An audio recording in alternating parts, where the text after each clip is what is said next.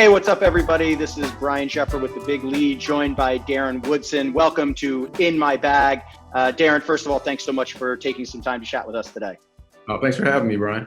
I wanted to start off. Have you ever heard of the phrase "in my bag" before? No, I have not actually.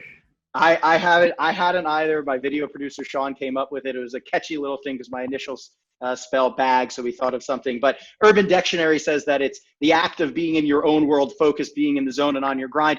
So that's what we wanted to kick things off with today. Is, you know, I know that you have a new motivational podcast that's come out in March, and I know you have a lot of other things. So I'd love to just hear, you know, what's going on with Darren Woodson. What are you focused on right now? Thanks for bringing that up. So my passion has gone from, of course, from the transitions of my life, I should say, from the NFL to ESPN to commercial real estate. And now, at the same time, I'm still I'm a partner in a commercial real estate firm, but at the same time, I started a podcast. And it's every day waking up and thinking about individuals that have interesting stories. I am a guy that loves to hear stories and always have been. I mean, I've been the captain of the Cowboys for 13 years. And I think one of my strengths was being able to sit down and listen and to hear people out and hear why they had to overcome obstacles and things such as that. So, you know, the podcast, the Darren Woodson Show, was myself, Tyler Klutz, who played in the league for 7 years, played with the Cowboys for a couple of years, but jumped around the league for 7 years, and a young man named Ben Gibbs, who is basically our point guy who organizes everything. But we're all former athletes, and we've all had to make that transition to the business world. And we sat down every day and we talked about things and all the stories that we had. And Tyler came up with the idea, and actually Ben Gibbs came up with the idea, why don't we just start a podcast and talk about those stories and tell the locker room stories. Let's hear a doctor's story, how they grew up. And it's been interesting because you hear these stories and you think, like, we had a doctor on not too long ago who had so many ups and downs, thought he was going to commit suicide at one point in his life, and, you know, hit a barrier and just plateaued and couldn't figure out what he wanted to do, and how, you know, we're hearing the stories of how he overcame that. We had Rich Froning on, who's the CrossFit champ, the other day, and he's been considered the world's fittest man, and talked about when he got into places like these places where he was so fatigued and so tired that his mind went to these dark places, and I could definitely understand where he was coming from, because I've been in those dark places when you're so tired, your body gives up on you, you're in the middle of a competition, and you gotta go, you gotta push through it, and, you know, those are the stories I want our listeners to hear. That you can overcome. The mind is powerful, and, you know, more so than the body. So understand it. Sometimes you got to get your ass up in the morning and go do things you don't want to go do. Yeah. And there's a reason why these people, or certain people, are successful or have gotten to a place in their life of success is based on they've been willing. And I want everyone, from the 17-year-old kid to the 75-year-old grandma, to hear these stories because they're so intriguing. What was the darkest moment from your career that you can think of where you had to kind of overcome that and use your mind to push through the physical limitations that you were feeling at that time?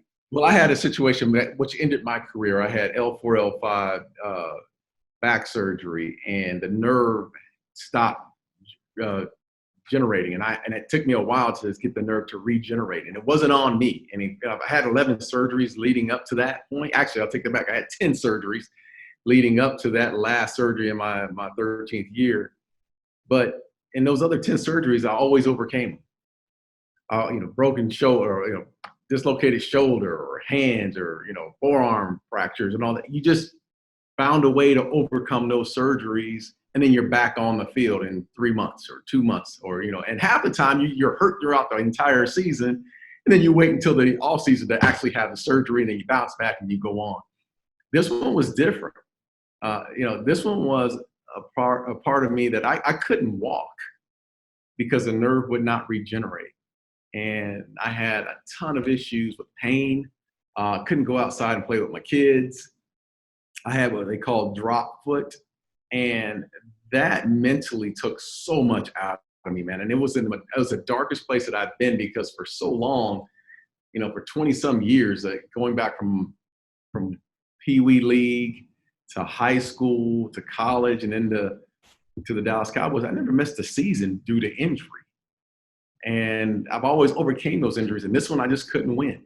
And I got to a dark place because I didn't know what was going to happen if I couldn't play football. My identity was wrapped up in the guy I was as a football player. And that was one of the darkest moments in the darkest times that I've been in. And it just took it, honestly, it was a lot of mental, it was a lot of leaning on family members, good friends who weren't just yes men, who told me the truth, doctors that were Dallas Cowboys doctors and trainers who were good people that just, helped me get through it. But I had to lean on so many people because I couldn't have done it by myself. There's no way in the world I could have got out of that dark spot just by myself.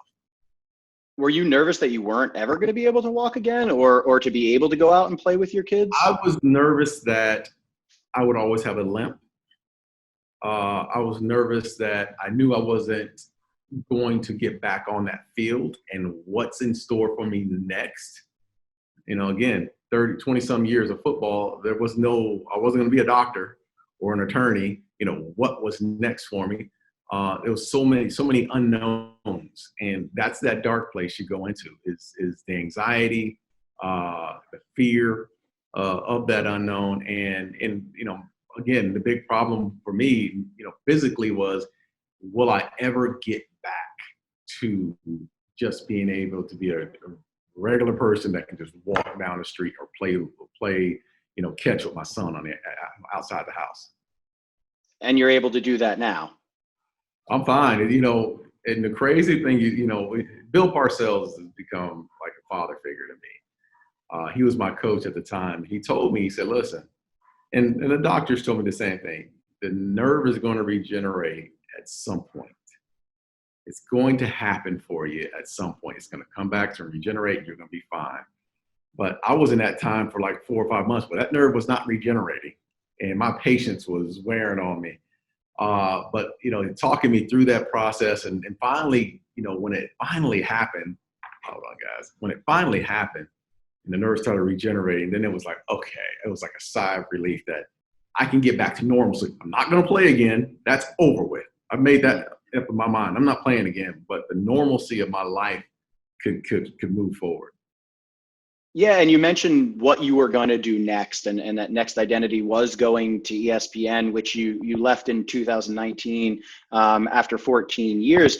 You mentioned that one of the big reasons was because of the commute, going back and forth from Texas to Connecticut.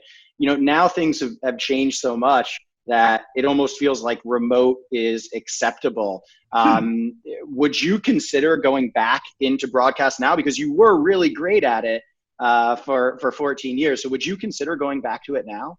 No, because once COVID goes by and once everything gets back to normal, and at some point I'm hoping there is some normalcy. ESPN is going to be requiring their analysts to fly right back up there again.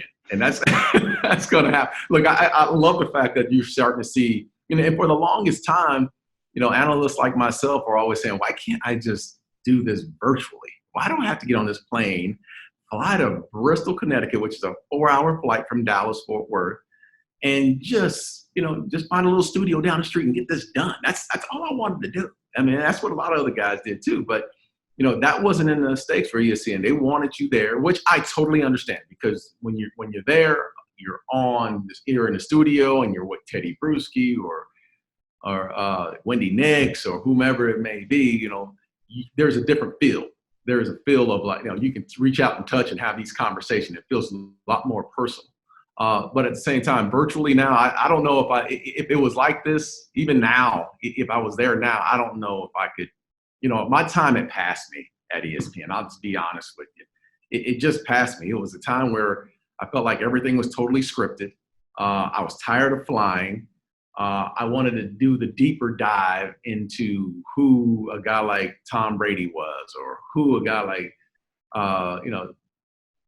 Peyton Manning, name a player. I wanted more to know what made them tick. All we were getting is the little 2-minute flash. I wanted to know what made a guy like Peyton Manning get up in the morning every day for 15 or 17 years to play that position and do it at the level that he did it. I needed to know more about him.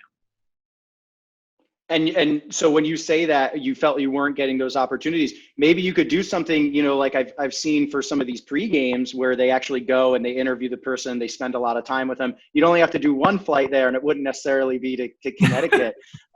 Would that be, because it is cool, and I think you had some really you were really good in terms of that, the vibe with the people as an analyst, but maybe as more of a storyteller. Yeah, when I did I did a story on Jalen Ramsey. I went down to Jacksonville, and there were a number of stories actually. I love that. I love doing those type of stories where I can get on the road, fly to Jacksonville, interview a guy like Jalen Ramsey, and then come right back home. But it was, even in those interviews, it's sort of scripted in the process. It really is. It's like, you can't deep dive. Listen, again, on a podcast, I can give you, there's full transparency. And I'll tell the guests, hey, look, we want full transparency. We don't want this to be scripted like we're on a TV show. I want to, basically open up. And I'll open up for you, but I want you to open up and tell those listeners who you really are, into the deepest part of you. Because, we're watching this Last Dance. I don't know if you've been watching the Last Dance on ESPN. And we never saw the curtain pulled back on Michael Jordan, ever. Everybody always thought Michael Jordan was the nicest guy and be like Mike, and everyone loved him. But it was those people like the Steve Kerrs and the Scottie Pippens who really knew who he was. And now we're starting to see who he was. That's the guy I want to do the interview with. That's the guy, that's the Peyton Manning I want to know, because we're not perfect. I don't care. We have all these athletes that are put up on this pedestal, like a Tom Brady, but we don't see how tough he is on not only himself, but others as well, to get to the ultimate goal is, and that's to win a championship. That's the deep dive that I want to understand. And how did he get his ass kicked when he was a kid and then got up from that ass kicking and overcame it? I mean, those are the things we need to know. And I think those are, right now we're starting to see, and it's been this way for a long time, the suicide rate in this country is enormous. And there's a feeling of that these kids, especially at the young teenage age, is that they haven't overcame things. They can't overcome certain obstacles. Well, let's show them that the people before them went broke, had to get back up, went broke again, lost everything, lost their marriage, found a way to overcome those things and got back on top. Why can't we share those stories? That's a good point. You mentioned Jordan because you guys actually won 2 Super Bowls the same years that they won 2 of their first 3 championships. Do you have a Michael Jordan story of because I assume that when you win a Super Bowl, you kind of meet up with people who won an NBA championship or something like that? No, I don't really. I mean, I met Michael Jordan twice, and I met him when he was actually playing in the Cactus League, and they had something. He was playing baseball. It was when he took that time off, and he was in Arizona. Yeah. And that's the time where I met him for the first time. He and Charles Barkley. I don't have anything in particular to say about him. Listen, I always admired his tenacity. His ability to lift his game up and go to another level. Look, that's the difference between Michael Jordan and everyone else that I've seen play any sport, is that he had another gear, and he got to that gear differently than anyone. So I as an athlete, I had a ton of respect for him, and I know a lot of people idolized him and thought he was the greatest basketball player of all time. I thought he was probably the greatest athlete and the greatest sportsman of all time, but never in a way. I never got to know Michael Jordan in a personal way. Learning a lot more about him after The Last Dance. Yeah, you know what I think is funny? My favorite part was actually some of the practice tape. And obviously we've heard all those things about, him in practice and what he was like. I think it's kind of funny that people idolize him. And, meanwhile, I bet you if LeBron did that and was caught doing that, they'd be like, what an asshole this guy is. Could you imagine?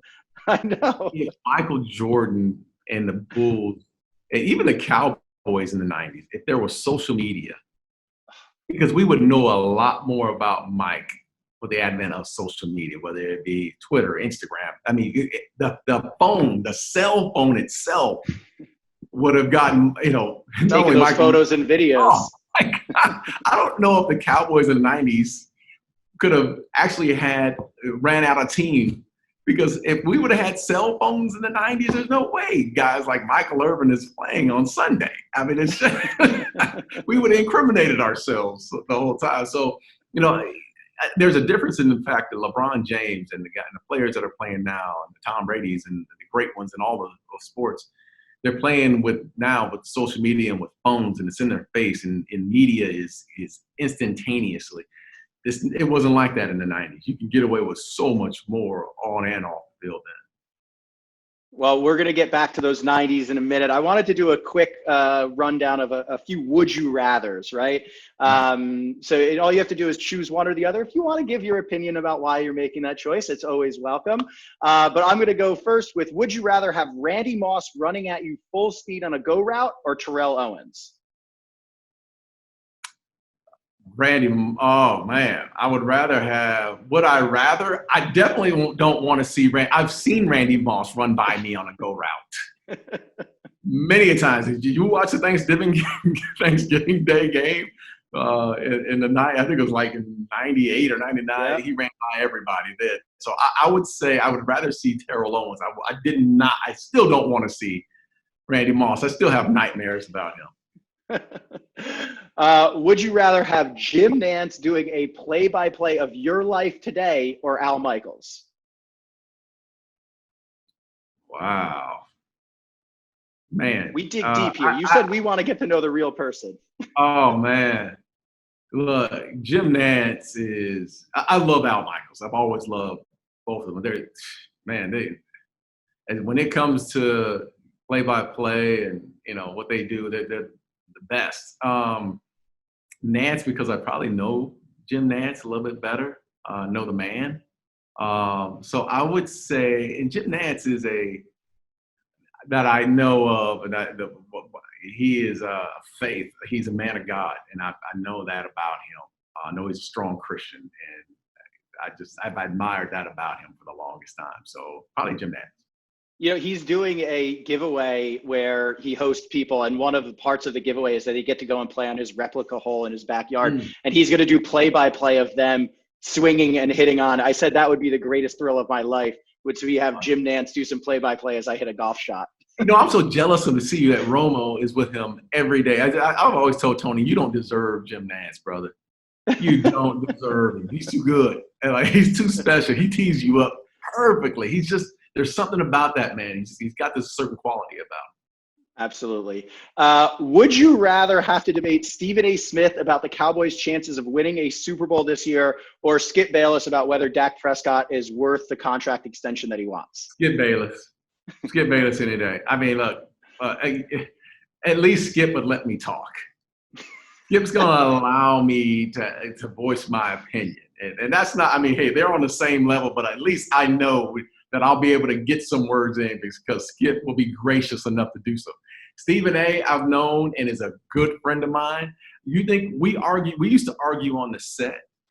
We would go in the green room and argue another hour and a half longer about the Cowboys. And I'm going to tell you this. They are both the hardest working men in show business, hands down. I got so much respect for both of them. I know we argue all the time, especially with Stephen A. and ourselves. But we're the best of friends when we walk off that set. That's good to know. And I knew I would throw that in there. I knew you had some good nuggets there. I appreciate that. Would you rather have Peyton Manning or Eli Manning under center in a 2-minute drill to win the Super Bowl? Peyton. And I know Eli's done it twice. And Peyton hasn't. Trust me, I know what Eli has done in the past, and especially in moments of the Super Bowl where he's brought his team back. But listen, Peyton Manning may be one of the greatest, if not the greatest quarterback in the history of the game for what he's been able to accomplish in his life. And I know he hasn't won all the rings that's probably expected of him, but I'm giving Peyton Manning at his best, he gets the ball hands down. Very good. Last one. Would you rather have Jimmy Johnson, Barry Switzer, or Bill Parcells as your coach? Oh, man, you're going to put me on that spot. Really? Look, I won 2 championships with Jimmy Johnson. That will never go away. And I'm still upset with Jimmy that he didn't stay longer because I probably could have got 4 or 5. Maybe we're talking about the last dance for the Cowboys. But, I think that we could have honestly won at least 4 with Jimmy. So in my mind, the ultimate prize was always championships. I'll go Jimmy Johnson. But as far as becoming a man and becoming a better individual as a football player, Parcells took me to another level. And you had mentioned that anecdote earlier, so I figured you were going to give Bill at least a little bit of a shout out. You mentioned the difference and kind of the fact that you think you would have won more with Jimmy Johnson. I'd love to know what was the difference between those first 2 Super Bowl teams and then the 3rd Super Bowl coached by Barry Switzer. Look, Jimmy was the beginning and the end. He was the end all. So there was, I love Jerry, but Jerry didn't have the voice, nor was he as involved when Jimmy was coaching the team. Jimmy drafted you and he cut you. So the fear of losing your job was the fact that little guy who was probably about 5'8" walked in the room and there was fear instantly. And he had to run it that way with a strong fist based on the type of players he was bringing in. He wanted to bring in alpha dogs, pure alpha dogs, and make it like a feeding frenzy as far as competition. And I know that I used to read these stories about Pete Carroll when he was at USC and they had competition Tuesday or competition Wednesday or something like that. Yeah. Every day of your life with the Cowboys was a competition with Jimmy Johnson. There were no on and off days. You didn't have a switch you can just turn off and go to practice. No. That switch better be on or you're going to lose your job. And the practices were harder than the games. I remember going into games going, my God, this is the best feeling ever. Because the practice during the week, we didn't take off pads. It was full speed. You go, you practice hard, and, the ultimate goal was win championships. So those teams with Jimmy Johnson were teams that were battle-hardened, ready to play. We didn't fear anyone at all. There wasn't a team that was on the schedule that we said, oh, man, this is going to be. No. We went into games that we're going to win this game. And not only are we going to win this game, but we're going to put it on them. We're going to put a physical part of what we do on them. So that was the Jimmy Johnson mentality. Look, when Jimmy left, things changed. The draft changed because he wasn't the guy that was, making those decisions. Barry Switzer came in, and no offense to Barry, but Barry didn't have as much control based on the fact that he was the new guy coming in, and he had Jimmy's entire staff that he had to deal with. So you can imagine, Barry comes in, he's dealing with Jimmy's staff, who Jimmy's staff is thinking, at least 5 of those guys that were on that staff said, I should be the next guy up. Why are they bringing someone from the outside into this? So you can imagine how that was convoluted and the conversations were going between coaches and all. So there was a lot of strife at that time when Barry came in. It wasn't, it wasn't easy. It was hard because, the prisoners started to run the yard. Guys started coming in late for practice, and there wasn't the discipline and all those things. And I have no idea, honestly. Look, 94, we probably should, even though we were going up the Candlestick Park, we still had a chance to win that game near the end. And then 95, we ended up winning the Super Bowl championship. And to this day, I can't tell you how we won that. The season was so tumultuous. At the end of that game in 95, in Phoenix, we played the Steelers for the Super Bowl, and the only thing I wanted to do after that game was just go in the locker room and relax. I mean, we didn't celebrate, we weren't cheering. It was just like the longest season ever. I have no idea how we got through it, but those are the times. I mean, I just think that there was a difference in how those teams were built. I still feel like to this day, if Jimmy was on and was coaching past that 93, 92, 93, going into the 94 season, I'm a firm believer we at least went 4, possibly 5. I have so many follow-up questions from that, but one of them is you mentioned how tumultuous that entire season was and that you guys didn't really even celebrate when you were coming off that field. What was the biggest area of strife there? What was the biggest issue going on? Oh, man, there was so many things going on within the locker room. I mean, we had to battle through some of the players that we lost through free agency that were no longer on the team that we felt the organization should have ran, should have tried to keep. We had to deal with the fact that some of the players that were being brought on in that year were not guys who fit the culture of our team. In-house fighting with coaches who wanted the job. Players we were slipping in a sense of the importance of what we did. I mean, there are guys like Troy Aikman who is just hell-bent on winning championships. And you knew that. You knew where his heart was. Michael Irvin, you knew where his heart was. Myself, there was a lot of guys that came in and the ultimate goal was win a Super Bowl. But then you had other guys who that was not their mindset. Football was not their love. And that was the difference. The alpha dog mentality that we had was not the same. And there was a lot of doubt that started creeping in to those teams. And couple that with the fact that we had so many ups and downs. We had losses that year that we shouldn't have had. We were beholden to the San Francisco 49ers lose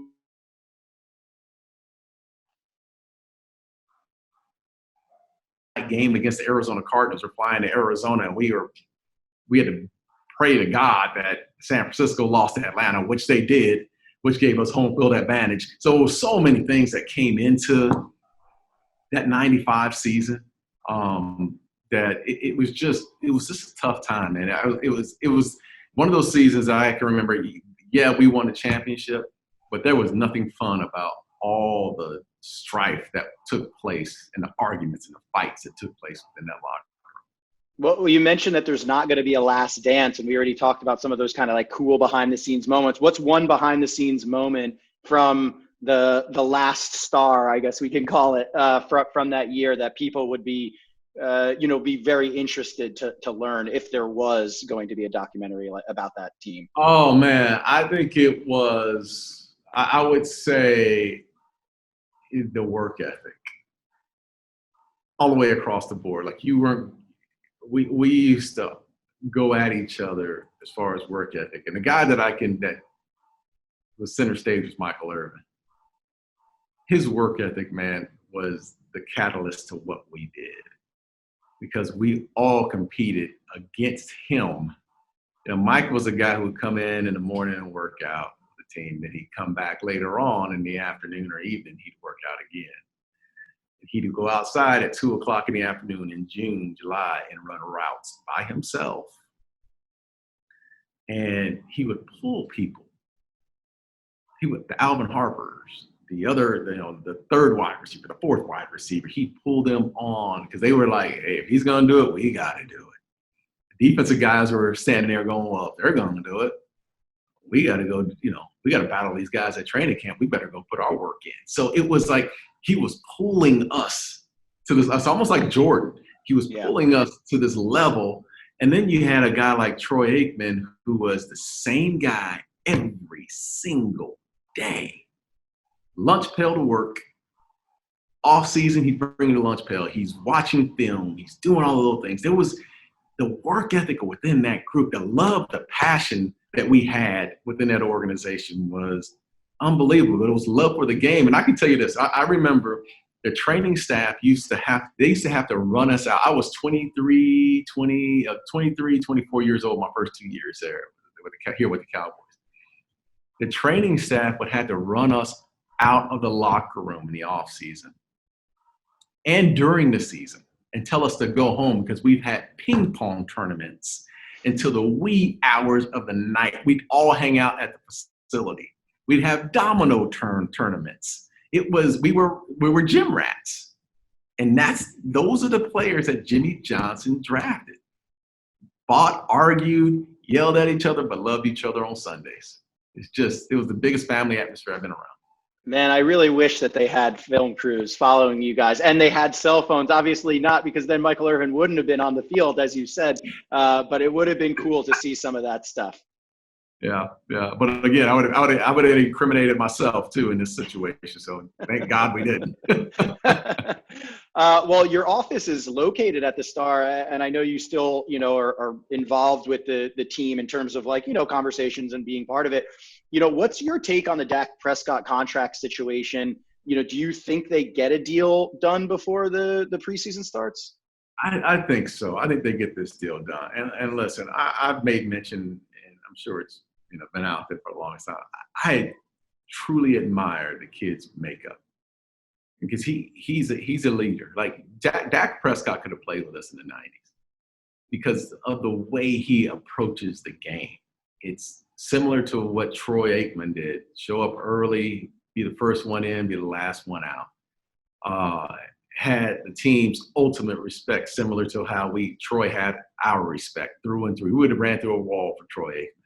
He was that special. He meant that much to the team. And Dak is exactly the same. And I office here at the Star in Frisco, and I'm not in the room where you can see the practice field, but I got to have the whiteboard because of in one of our offices, we call it the tailgate. We oversee the practice field.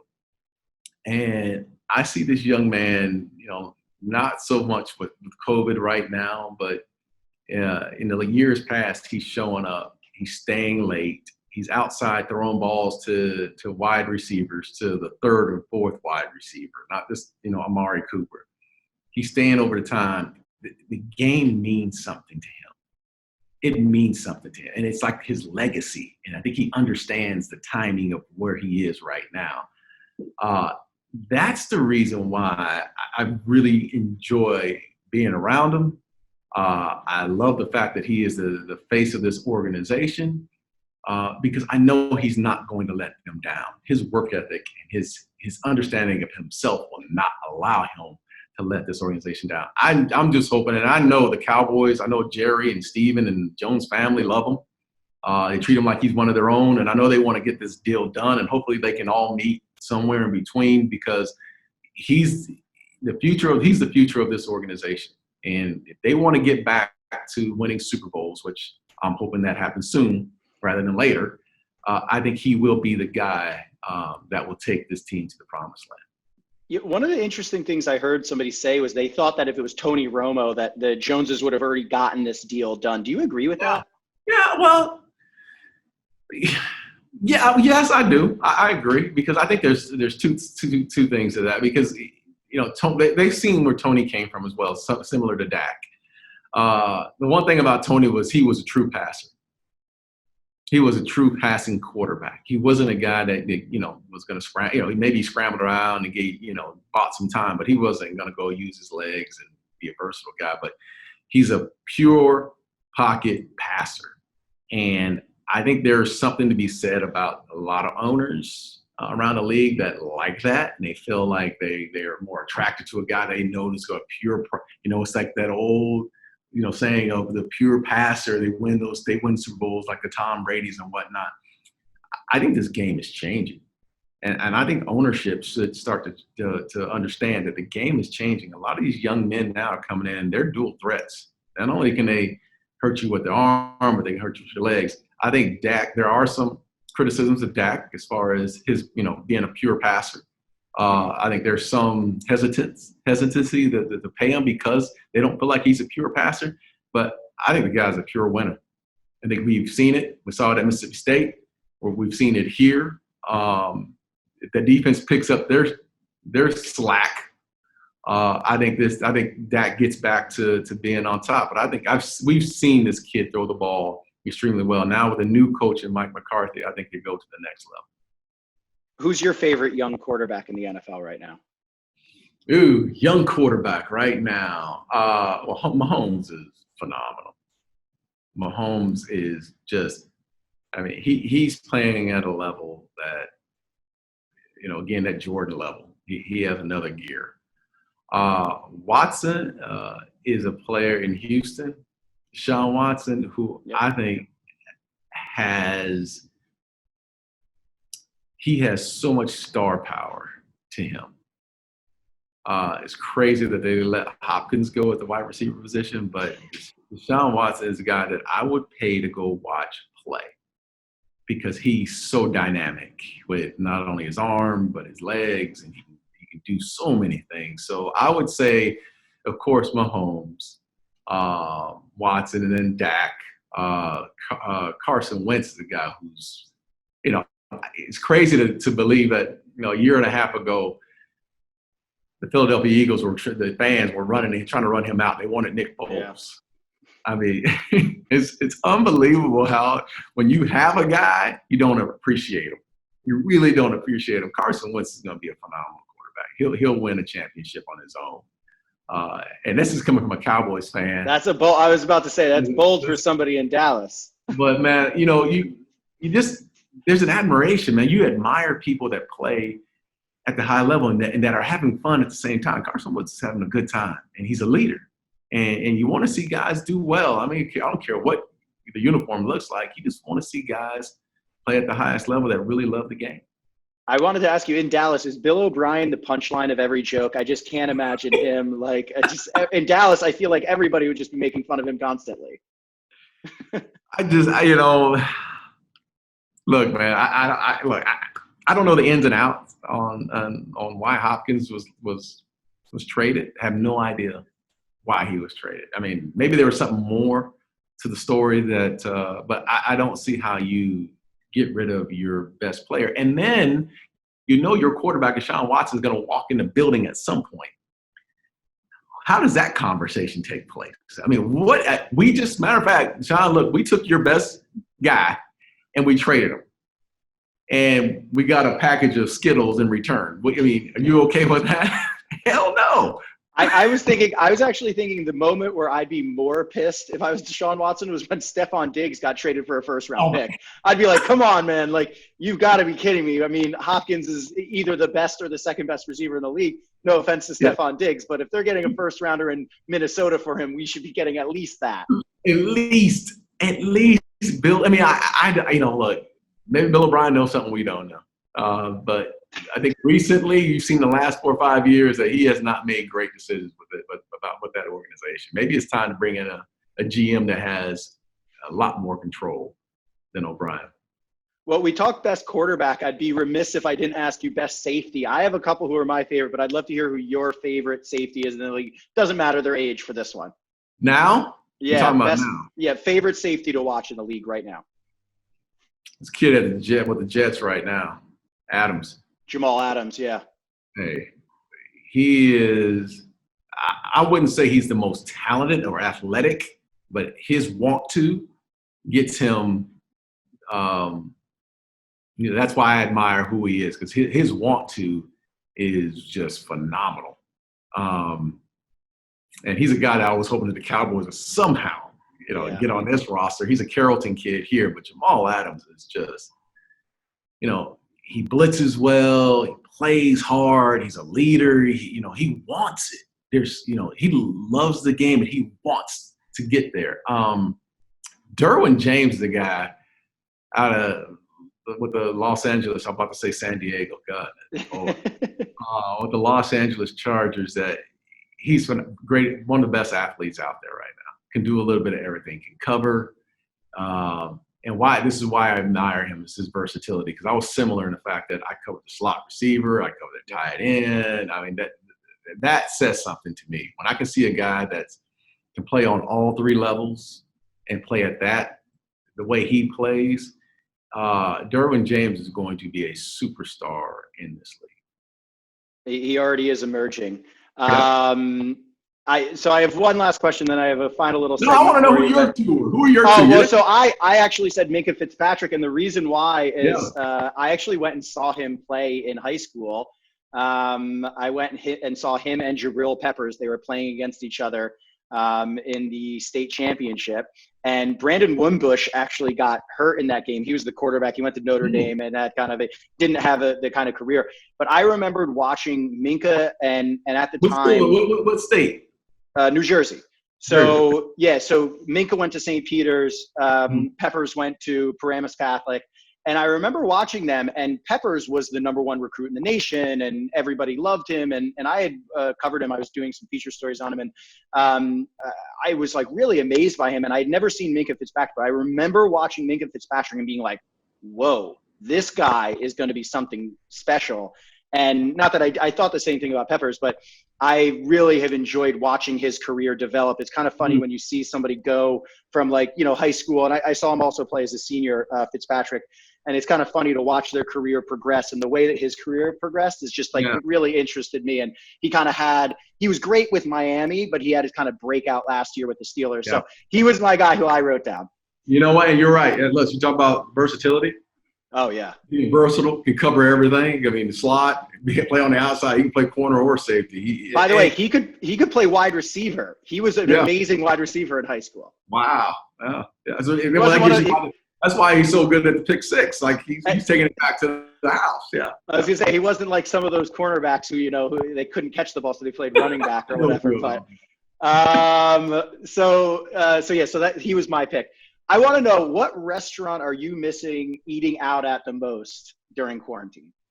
Two of them. R&D Kitchen is a place that's not too far from our home, that we frequent at least once every 2 weeks here. And know the chefs, they're like family. Yeah. They're truly like family, and they're taking care of us, and we feel like that, they're a part of what we do, and the fabric of what we do. So R&D Kitchen is one, and then the other one is Nick and Sam's Grill here in Dallas. And I say Nick and Sam's Grill because there's a young man named Koa who is the head guy there, the GM. Do anything for you. Always has. He'll do whatever, and not just for me. I'm not talking about me. I've seen so many people go into that restaurant based on the one guy, the GM, and that's Koa. He's phenomenal. So those are the two that, hey, when it clears up, we're right back in, brother, just because of the service. Yeah. So it's interesting. We just learned something about you. Maybe most people didn't know the R&B Kitchen and Nick and Sam's Grill. I want to know something that people couldn't find and learn about you by looking at your Wikipedia. So what's one thing that's not on your Wikipedia page that you would want to share with our guests? That's not on my Wikipedia page, man. I have not read it. I scoured your Wikipedia page, so I'm gonna see if you got one. Look, I'm not sure the fact that I own a software company is on my Wikipedia page. I didn't see it on there. Nothing about a software company. They still have, by the way, that you're a frequent contributor on ESPN. I was going to update that, but I decided I wouldn't. Oh yeah, wow, yeah. So that's over. I own a software company called Counterfine, and what we do is we eliminate counterfeit merchandise on social media platforms and just on platforms such as Amazon and whatnot. So that's like my baby. Outside of being a partner here on the real estate firm ESRP here in Frisco, Texas. So that would probably be one that a lot of people don't know, which maybe I need to get out there and let everybody know that, yeah, I do own a software company. And two, here's the one that people don't know. My wife is a partner at an architect design firm. And the one silver lining that I do have that maybe I need to talk more about as far as personally, because I've always sort of been private in my personal life, is that my wife, in this time that we've been at home through COVID, she is phenomenal as far as running a business. She can run a bit. She runs circles around me as far as running a business. And I've seen it firsthand in our time. So she's a partner at C5, Ink and Oral interior design, and she's the boss, man. I mean, that to me, that's one thing that, again, the silver lining is I've gotten to witness it firsthand, and I admire everything she does. My wife is a lawyer, and I have admired her work ethic as well through this, and also admired the fact that she can work around me because I'm not an easy all day person. long. Hell no. Well, listen, I feel like we learned a lot of things that weren't on your Wikipedia page today. Darren, thank you so much for joining us. Everybody make sure to check out the Darren Woodson podcast, motivational podcast. We talked about it earlier. And don't hold your breath for the 95 Last Dance. We also learned that today. But for Darren and the big lead, thank you so much for tuning in.